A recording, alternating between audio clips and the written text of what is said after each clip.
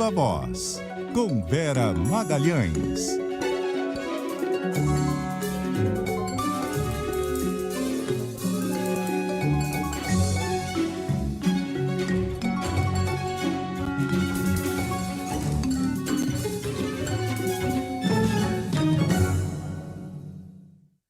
A gente vai refazer o contato com a Vera Magalhães, que já estava conectada para fazer aqui o Viva Voz, mas caiu a ligação. Vamos tentar reconectar. Vera, que está voltando de Brasília para São Paulo. Agora sim, né, Vera? Boa noite. Oi, boa noite, Carol. Boa noite, Muniz. Boa noite aos ouvintes do Viva Voz direto do aeroporto hoje. Boa noite, Vera.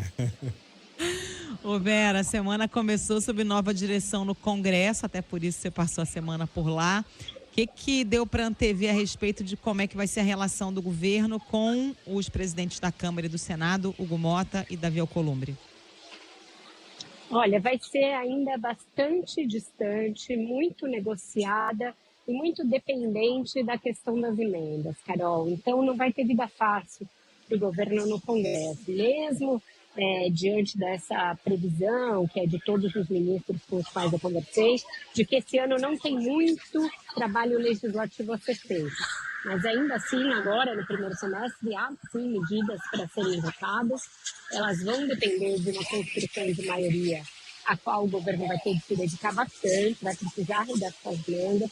O ministro Fernando Haddad já deu demonstrações de ter entendido essa dificuldade e está se dedicando a esse corpo a corpo. Inclusive, foi muito elogiado ele pelo fato de ter ido lá pessoalmente, entregar as prioridades do ano, ter feito beijamão ao Hugo Motta. Mas é isso, é um novo presidente da Câmara, muito jovem, que o governo pouco conhece. Lula deve ter estado poucas vezes com ele na vida, não tem nenhuma intimidade, ele não tem aquela truculência do Arthur Lira, e isso foi celebrado, mas também não é alguém que tem um compromisso ferrenho com o lulopetismo, nem de longe. Ele não é um aliado do PT, inclusive no seu estado. Então vai depender de muita negociação. Hoje, em entrevista ao Globo, ele já deixa ali bem claro que ele vai ficar como o centrão, vai apoiar naquilo que interessa e ser crítico nas outras questões. Ele fala que o Lula não pode falar para sua bolha, ele chega a dizer que o 8 de janeiro não foi uma tentativa de golpe. Então ele está ali, no fio da navalha, e o governo vai ter que negociar com ele. Davi Alcolumbre é de outra natureza, um pouco mais complexa. É um líder que se fez, que erigiu a sua liderança em cima da ideia do orçamento secreto, das emendas de relator. Terminada essa fase, quando a ministra Rosa Weber proibiu a emenda de relator, transferiu todo esse sistema para as emendas de comissão, que agora foram também disciplinadas pelo ministro Flávio Dino. Então, esse é alguém que vai tentar manter esse esquema girando como ele girava, que garantiu a ele o poder que ele tem. E, paralelamente, vai pressionar muito o governo por vagas nas agências, por posições dentro do próprio executivo e também pelo desembaraço da questão da exploração do petróleo na margem equatorial. Então, eu diria que com o Alcolumbre a negociação é mais cara e ele sabe exatamente o que ele quer e já colocou todos os pleitos na mesa. Vera, sobre essa questão das emendas que você mencionou, o presidente da Câmara, Hugo Motta, está propondo um acordo entre os três poderes daqui para frente. Mas como fica o STF nisso? O STF vai topar um acordo desse tipo? E os inquéritos que envolvem parlamentares e desvios de emendas preocupam em meio a essa tentativa de se chegar a um acordo, a uma pacificação? Muniz, o Supremo está um pouco incomodado de ser ele a ficar com a pecha negativa, de que vai disciplinar as emendas, e o governo com uma posição dúbia, porque uma hora reclama que não tem o poder sobre o orçamento, mas depois também fala, não pega tão pesado, não pode ser assim. Então o governo ali, cada hora, indo para um lado nesse assunto.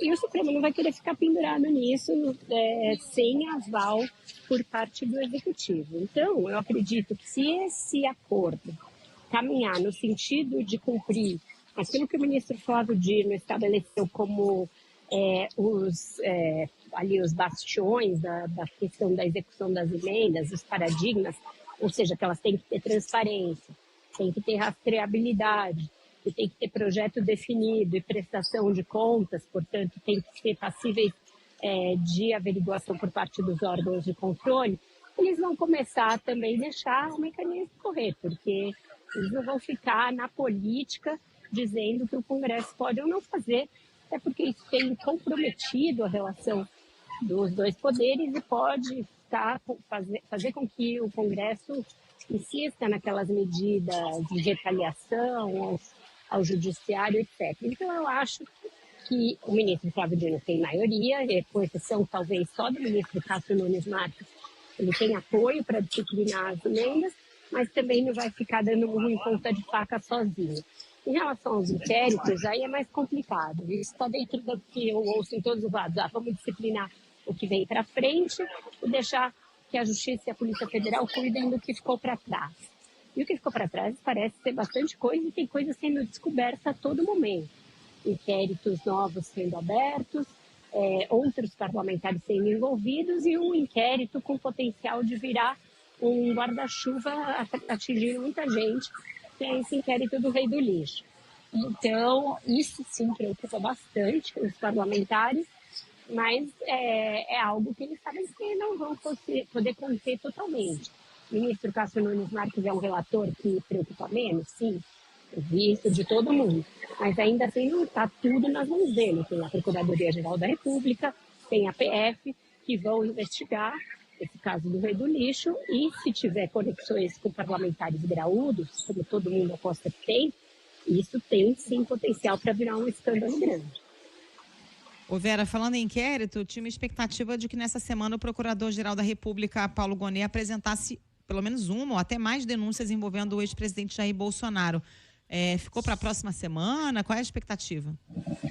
Pois é, isso aí causou uma frustração em muita gente, um alívio em outro grupo, porque sim, todo mundo esperava que fosse essa semana, não tem mais recesso, o ano judiciário já voltou, e isso é o que está ali segurando toda a abertura dos processos contra Bolsonaro, contra seus aliados, e vão ser processos assim, complexos, que vão mobilizar politicamente o Brasil e que o Supremo gostaria de ver julgados o mais rápido possível, se possível nesse semestre. Para isso, depende de saber se ele vai juntar todos os casos de Bolsonaro numa única denúncia ou se ele vai apresentar 3 separadas, uma para a história do cartão de vacina adulterado, uma para as joias sauditas e outra para o golpismo do seu governo.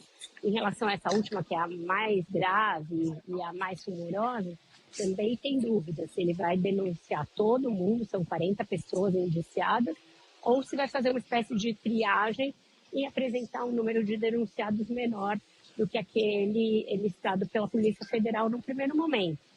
Tinha uma dúvida se ele iria esperar o relatório suplementar da PF, que é aquele feito a partir da prisão do Braga Neto e de outros envolvidos, mas tudo que eu apurei é que não, que isso não impede que ele apresente as denúncias, porque não tem nada de tão novo assim, não vai ter novos indiciados, por exemplo, a partir desse relatório. Então, aí a nova expectativa, e a gente em política vive de expectativa em expectativa, é que sim, semana que vem ele deu o ar da graça, Carol.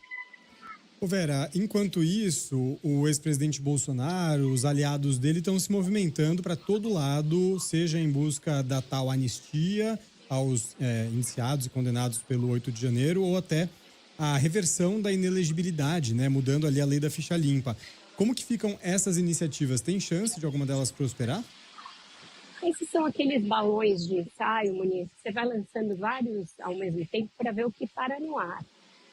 Não me parece que nenhum deles tenha grande viabilidade. Mas a gente sabe também que na política, a depender de para onde sopra o vento, também as convicções mudam. Se feita ali a eleição da mesa, o Gumota achar que precisa fazer um aceno à base bolsonarista, ele pode, eu senti isso lá na Câmara, deixar que alguma dessas propostas, seja de anistia, seja esse projeto de alteração da ficha limpa, vá para frente, seja votado e aí eles que consigam os votos para aprovar ou não. Mas não acredito que isso vá prosperar para além da Câmara e a ponto de beneficiar o Bolsonaro. Houve um zum também a respeito da reversão da inelegibilidade dele no TSE, a partir da troca da presidência do tribunal quando o Cássio Nunes Marques assumiu. Mas os demais ministros do TSE e do Supremo não acreditam nisso, não acham que exista clima para isso, nem maioria, e também dizem que o case de julgamento do Brasil a respeito do que o Bolsonaro fez para ameaçar a democracia virou ali muito citado em tribunais do mundo todo. A Justiça Eleitoral brasileira passou a ser um paradigma de como proceder em casos de autocratas que tentam solapar a democracia. Então, por essa razão também, nenhum dos ministros acredita que o TSE vai dar um passo atrás e reverter a inelegibilidade do Jair Bolsonaro. E uma outra coisa que não rolou nessa semana foi a tão falada reforma ministerial, né? Ela vem mesmo aí, quando, de que tamanho? E é disso que o governo Lula precisa para deslanchar? Pois é, esse foi o assunto que me deixou mais intrigada nesses 4 dias que eu passei em Brasília, Carol, porque é um tal grau de...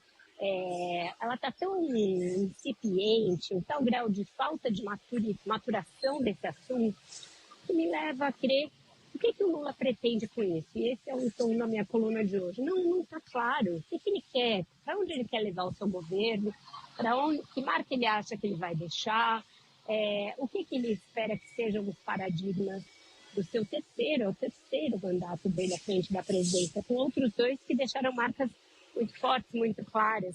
Então, eu achei tudo muito desamarrado. Todas as especulações que existem para trocar esse por aquele parecem especulações para trocar 6 por meia dúzia. Não garantem que ele vai ter apoio dos partidos que ele quer conquistar. Pelo contrário, ele pode sim dispor com o vice-presidente da República, que tem sido alguém leal e que foi importante na reabilitação do Lula, naquele sentido de falar, olha, a crise e a ameaça que o Bolsonaro representa é tão grande a ponto de unir 2 ex-adversários. Toda essa simbologia que foi fundamental para aquela vitória por um fio de cabelo em 2022, o Lula parece que agora está tratando com absoluta falta ali de importância, a ponto de deixar o vice-presidente da República, que não abre a boca para fazer uma crítica ao governo, ficar fritando em óleo quente durante meses. Toda a reforma ministerial que aparece, pode ver. Primeira especulação que surge alguém vai para o MIDIC, que é o Ministério do Alckmin. E não é dizer que ele é um cara que trata ali, não está nem aí para esse ministério. O cara trabalha, viaja, defende o governo, faz reunião com o empresário, que é tudo que o governo precisa para ampliar os seus interlocutores. Então, esse eu já acho um tremendo tiro no pé. Deixar o vice-presidente na chuva e sendo fritado dia após noite, sem uma garantia de que, se trocá-lo, por exemplo, pelo Rodrigo Pacheco, isso vai aumentar em algum milímetro que seja o cacife político do governo. E fora isso, as outras coisas, né? Os ministérios que precisariam realmente ser mexidos, porque são comandados por pessoas absolutamente incompetentes para o que estão fazendo ou que não são talhadas para o momento, esses nem entram na lista dos que podem sofrer mudanças. Então, eu acho que está tudo muito descompensado e não acho que só isso vai melhorar a vida do governo. Ih, perdemos o contato? Perdemos o contato. Caiu, né? Vamos tentar retomar só para concluir, porque a Vera já estava realmente nos finalmente, a gente passou a semana aí falando da reforma. Fala, Vera, caiu bem no finalzinho. Eu estava falando mais que o homem da cobra, mas tudo isso só para dizer, Carol, que eu não acho que é isso que vai resolver a vida do governo, sabe? Porque, além de estar muito cru, a gente vê o Lula falando de improviso e cometendo gafes todos os dias. A gente também tratou disso aqui essa semana, com a história lá do preço dos alimentos. Então, precisa muito mais. Precisa o presidente aprumar o seu discurso, entender para quem ele quer falar, parar de falar de improviso para dar tiro no próprio pé, e entender que reforma é essa que ele quer fazer para chegar exatamente aonde. Eu acho que nada disso foi cumprido até agora como tarefa. Vera, obrigada. Boa noite para você. Bom fim de semana. Até segunda. Ah, tem música? Tem música, vamos de música. Ih, achei que nem tinha. Vamos de música então.